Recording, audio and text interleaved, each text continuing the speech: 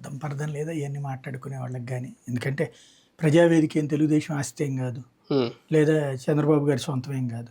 ప్రజావేదిక అనేది ప్రభుత్వానికి సంబంధం. అతను అందులోనే మీటింగ్ పెట్టి ఇదిగో ఇది చట్టవిరుద్ధంగా కట్టారు అని చెప్పడం అతని ఉద్దేశం. అక్రమ నిర్మాణం. ఇప్పుడు నిన్న జగన్కి సంబంధించి వైఎస్ఆర్ కాంగ్రెస్ పార్టీ ఆఫీస్ కూడా అక్రమ నిర్మాణం కూల్చేసామని చెప్పడమే బాబు గారి ఉద్దేశం.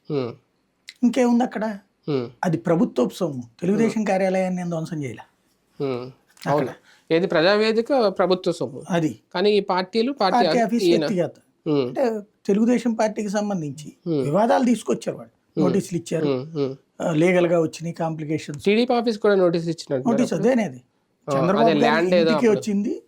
దీనికేమో కోర్టు ద్వారా వెళ్ళారు. అప్పుడు ఇది చెరువు పోరంబోకు వాడారు, వాగు పోరంబోకు స్థలంలో వాడారు అన్నట్టు. 100 ఏళ్ళు లీజు తీసుకున్నారు, 100 రూపాయలు 99 ఏళ్ళకి లీజుకి పెట్టారు. అసలు ఎవరికి లేదు, అది 30 ఏళ్ళు దాటకూడదు అని చెప్పింది, పెట్టారు. అది లీగల్ గా వెళ్ళారు. ఇక్కడ అలా కాకుండా ఇది లీగలే, ప్రభుత్వపు విధానంలో డిమాలిషన్ అన్నటువంటి. ఇక్కడ ఏంటంటే ఒకటి కార్యకర్తలలో రెడ్ డైరీ ఏదో ఒకటి చేసేయాలి అన్నటువంటి తపనని